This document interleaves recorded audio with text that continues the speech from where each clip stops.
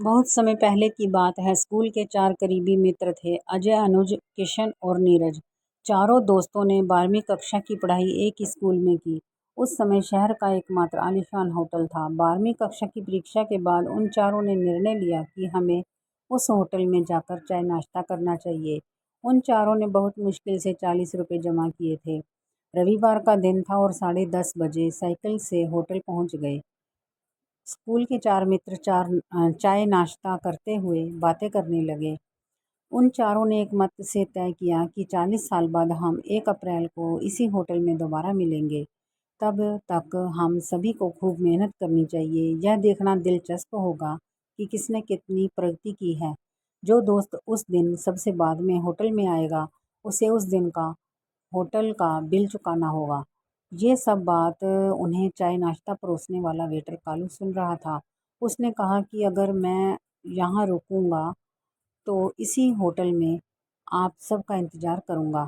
आगे की पढ़ाई के लिए चारों अलग हो गए। अजय शहर छोड़कर अपने चाचा के पास चला गया। अनुज अपनी आगे की पढ़ाई के लिए कहीं और चला गया। किशन और नीरज को शहर के अलग अलग कॉलेजों में दाखिला मिल गया। अंततः किशन ने भी नगर छोड़ दिया। दिन महीने साल बीत गए। 40 वर्षों में उस शहर में बहुत सारा परिवर्तन आया। शहर की आबादी बढ़ी। सड़कों, फ्लाईओवरों ने महानगर की शक्ल ही बदल दी। अब वह होटल 5 स्टार होटल बन गया था। वेटर कालू अब कालू सेठ बन गया और इस होटल का मालिक बन गया। 40 साल बाद निर्धारित तिथि 1 अप्रैल को दोपहर के समय एक लग्जरी कार होटल के दरवाजे पर पहुंची। अजय कार से बाहर निकला और पोर्च की ओर चलने लगा। अजय के पास अब 3 आभूषण शोरूम हैं। अजय होटल मालिक कालू सेठ के पास पहुंचा। दोनों एक दूसरे को देखते रहे। कालू सेठ ने कहा कि नीरज सर ने 1 महीने पहले आपके लिए एक टेबल बुक की थी। अजय दिल से खुश था कि वह चारों में से पहला था, इसलिए उसे आज का बिल नहीं देना पड़ेगा और पहले आने के कारण वह अपने दोस्तों का मजाक उड़ाएगा। 1 घंटे में अनुज आ गया। अनुज शहर का बड़ा राजनेता और बिजनेसमैन बन गया था। अपनी उम्र के हिसाब से वह अब एक वरिष्ठ नागरिक जैसा दिखता था। अभी दोनों बातें कर रहे थे और बाकी दोस्तों का इंतजार कर रहे थे। आधे घंटे में तीसरा दोस्त किशन आ गया। उनसे बात करने पर दोनों को पता चला कि किशन व्यापारी बन गए हैं। तीनों दोस्तों की नज़र बार बार दरवाजे पर जाती थी, नीरज कब आएगा। इसके बाद कालू सेठ ने कहा कि नीरज सर का मैसेज आया है, आप लोग चाय नाश्ता शुरू करें, मैं आ रहा हूँ। 40 साल बाद एक दूसरे से मिलकर तीनों बहुत खुश हुए। घंटों मजाक चलता रहा लेकिन नीरज नहीं आए। कालू सेठ ने कहा कि फिर नीरज सर का मैसेज आया है, आप तीनों अपना पसंदीदा मेनू चुनकर खाना शुरू करें। खाना खाने के बाद भी जब नीरज नहीं आए तो उन्होंने बिल मांगा तो तीनों को जवाब मिला कि ऑनलाइन बिल का भुगतान कर दिया गया है। शाम 8 बजे एक युवक कार से उतरा और भारी मन से जाने की तैयारी कर रहे तीनों दोस्तों के पास पहुंचा। तीनों उस आदमी को देखते रहे। युवक कहने लगा, मैं आपके दोस्त का बेटा अभिमन्यु हूँ। मेरे पिता का नाम नीरज है।